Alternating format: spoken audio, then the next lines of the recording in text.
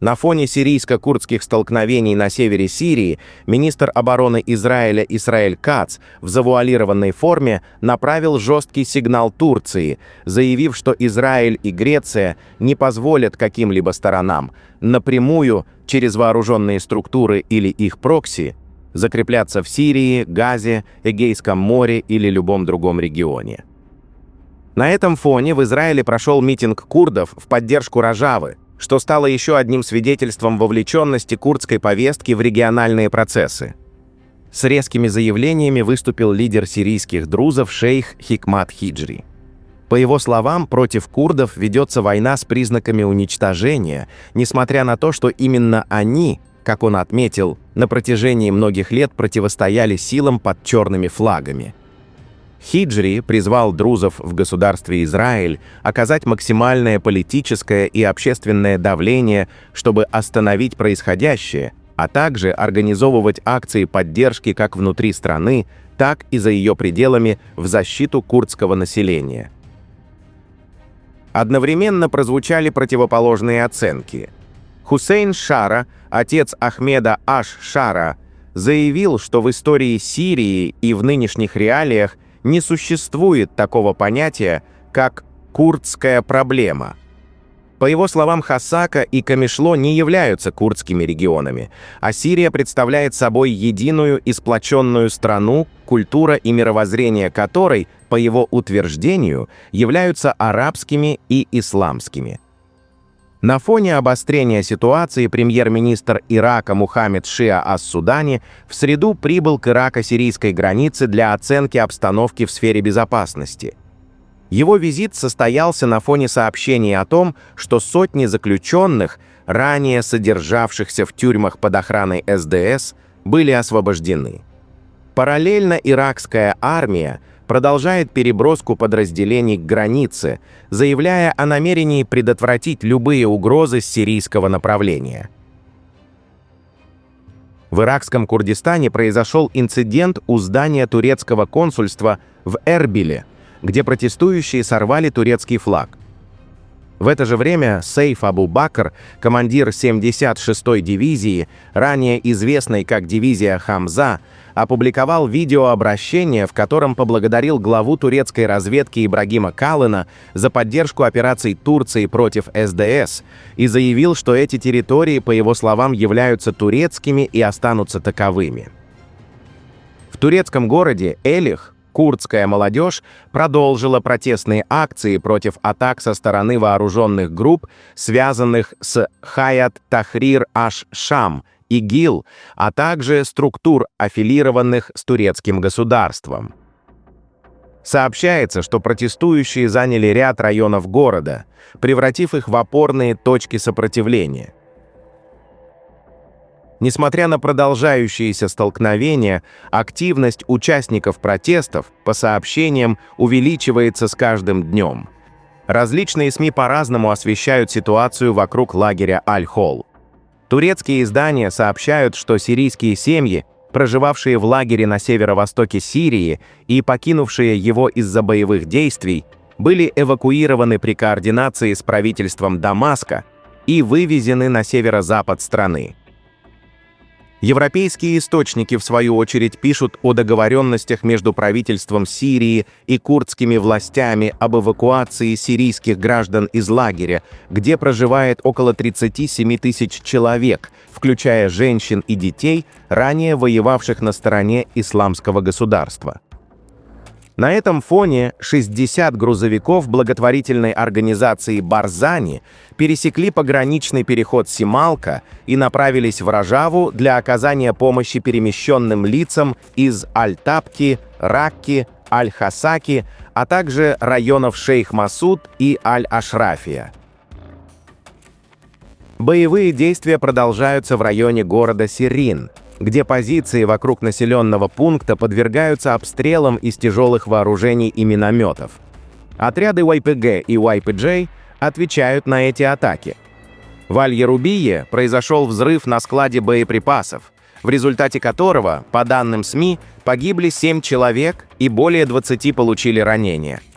Сообщается, что склад был заминирован перед отходом курдских сил. Одновременно продолжаются атаки на тюрьму Аль-Актан, где содержится более 5000 заключенных, а также наращивание сил вокруг этого объекта. После встречи с Папой Римским Масуд Барзани сообщил, что призвал Ахмеда аш-Шараа не нарушать права курдов и не превращать нынешнюю ситуацию в противостояние между курдами и арабами. Он также попросил Папу Римского поддержать курдский народ и содействовать оказанию ему помощи. В интервью каналу «Израиль-24» Ильхам Ахмед заявила, что либо международное сообщество поможет сейчас, либо все последующие заявления утратят смысл.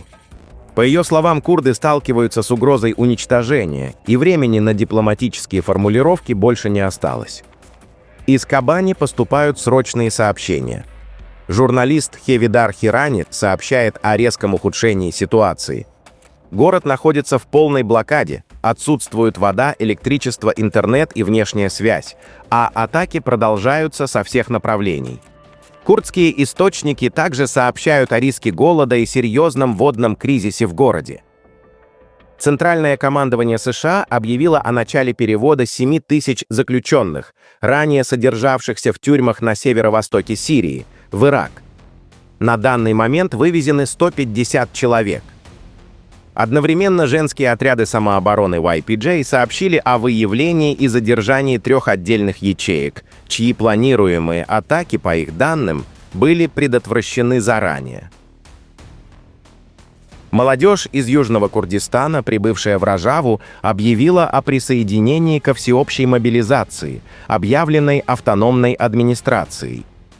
При этом сообщается, что за одни сутки сирийские курды утратили около 75% ранее контролируемой территории, включая нефтяные месторождения, что резко сократило их ресурсные возможности. Под их контролем остаются Хасака и отдельные районы Кобани. На фоне этих событий в Раке был зафиксирован подъем флага исламского государства после перехода города под контроль правительственных сил Сирии. Одновременно президент Турции Реджеп Таyyip Эрдоган провел телефонный разговор с президентом США Дональдом Трампом, в ходе которого обсуждались двусторонние отношения, ситуация в Сирии, борьба с Даиш и положение заключенных в сирийских тюрьмах. Позднее Трамп в разговоре с журналистами охарактеризовал президента Сирии Ахмеда аш-Шараа как сильного и жесткого лидера с непростым прошлым. В международном аэропорту Дамаска введена в эксплуатацию турецкая радиолокационная система управления воздушным движением HTRS-100 производства компании Aselsan, предназначенная для повышения безопасности и эффективности полетов. Параллельно США направляют на Ближний Восток 6 самолетов-заправщиков КС-135, а также авианосную ударную группу, что свидетельствует о масштабном наращивании американского военного присутствия в регионе. Выступая с заявлениями о ситуации в Сирии, Эрдоган приветствовал объявленное прекращение огня, подчеркнув приверженность Турции территориальной целостности Сирии и идее единого государства. Он отметил, что ресурсы страны должны служить народу, а стабильность важна для турок, курдов и арабов, которых, по его словам, объединяет общая вера.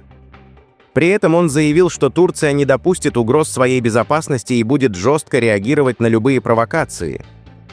В Анкаре мэр столицы Мансур Яваш резко отреагировал на инцидент с сожжением турецкого флага на пограничном переходе Нусайбин-Камышлы, призвав к максимально строгому наказанию участников акции. Его заявление вызвало широкий резонанс.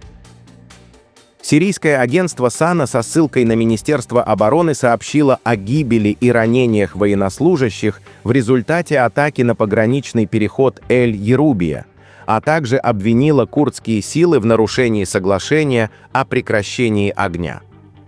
При этом боевые действия, по сообщениям, продолжаются в разных районах провинции Хасеки.